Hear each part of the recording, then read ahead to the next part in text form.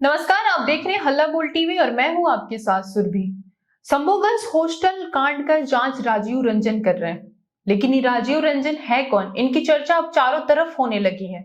इनके बारे में हम विस्तार से बताएंगे हल्ला बोल टीवी के संपादक दीपक शर्मा। देखिए, पूरा बिहार शंभू गर्ल्स हॉस्टल कांड की असलियत जानना चाहता है जी।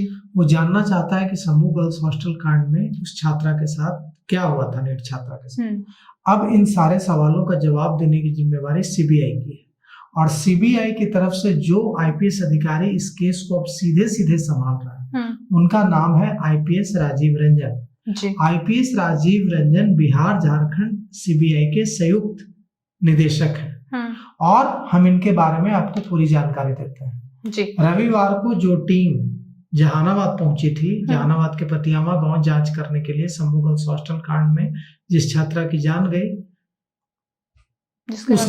जिसके साथ उत्पीड़न हुआ, उसके गांव पतियामा पहुंची थी, उसका नेतृत्व आईपीएस राजीव रंजन कर रहे थे। अब पूरा बिहार जानना चाहता है कि आईपीएस राजीव रंजन कौन है जी।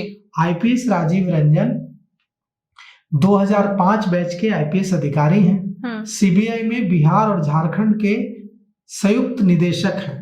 बिहार और सीबीआई बिहार झारखंड के ज्वाइंट डायरेक्टर हैं और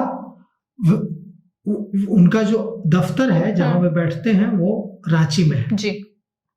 वे सीबीआई में एंटी करप्शन ब्यूरो के एसीबी जो है सीबीआई की एंटी करप्शन ब्यूरो, उसके एंटी करप्शन ब्रांच के कोलकाता के एसपी और एसीबी के भुवनेश्वर के एसपी रहे हैं। मतलब सीबीआई में एंटी करप्शन ब्रांच होता है जो जैसे रेलवे है, जैसे कोल इंडिया है, जो केंद्र सरकार की कंपनियां हैं, उसमें जिस भी तरह की रिश्वतखोरी या गड़बड़ी है उस पर करप्शन पर नजर रखता है, वो एसीबी का काम है, एंटी करप्शन ब्रांच।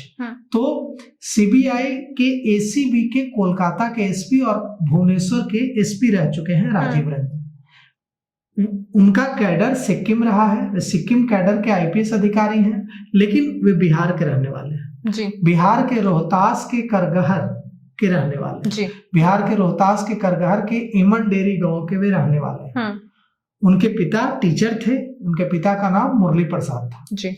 उन्होंने राजीव रंजन ने नोखा सर्वोदय स्कूल से पढ़ाई की, उसके बाद आरा में पढ़े, उसके बाद पटना में पढ़े, फिर पटना कॉलेज ऑफ कॉमर्स से ग्रेजुएशन किया और फिर यूपीएससी को क्रैक किया जी। और आईपीएस बने। सीबीआई में यह उनका दूसरा कार्यकाल है जी। उनका नवंबर 2023 से दूसरे कार्यकाल के लिए वे सीबीआई में आए हैं। पहला जो उनका कार्यकाल था सीबीआई में वो अक्टूबर 2011 से अक्टूबर 2018 तक था। दूसरा कार्यकाल नवंबर 2023 से शुरू हुआ है। सीआरपीएफ में भी अपनी सेवा दे चुके हैं और अयोध्या में जो श्री राम मंदिर और मथुरा के श्री कृष्ण जन्मभूमि को सुरक्षा देने वाली जो सीआरपीएफ की टीम थी उसका नेतृत्व राजीव रंजन ही कर रहे थे जी। राजीव रंजन ने जम्मू कश्मीर में भी सेवा दी है जी। और चारा घोटाला की जांच से भी जुड़े रहे हैं। लालू प्रसाद यादव, बिहार के पूर्व मुख्यमंत्री लालू प्रसाद यादव के खिलाफ जो चारा घोटाला मामले में जांच हुई है उससे भी जुड़े रहे हैं राजीव रंजन। 1996 में पटना हाईकोर्ट ने सीबीआई को चारा घोटाले की जांच सौंपी थी और इस जांच में राजीव रंजन ने बड़ी महत्वपूर्ण, बड़ी अहम भूमिका निभाई थी और सीबीआई की जांच की वजह से ही राजद प्रमुख लालू यादव को सजा हुई है इस मामले में। साथ ही साथ आईआरसीटीसी घोटाला जो है उसमें उसकी जांच से भी राजीव रंजन जुड़े रहे जी। और अब राजीव रंजन पर शंभू गर्ल्स हॉस्टल कांड की जांच का जिम्मा है।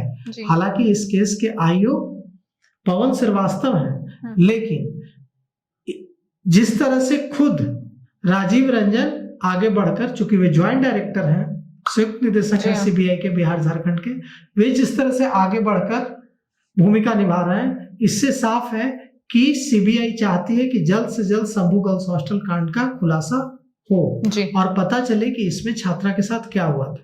तो अब जब ज्वाइंट डायरेक्टर लेवल के अधिकारी खुद इसमें इन्वॉल्व हैं तो हम ये समझते हैं कि इस मामले में हल निकलेगा और जल्द ही बिहार को पता चल जाएगा कि शंभू गर्ल्स हॉस्टल कांड में छात्रा के साथ क्या हुआ था जी।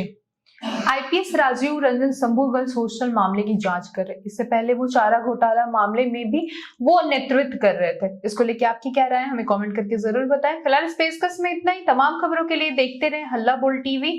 धन्यवाद।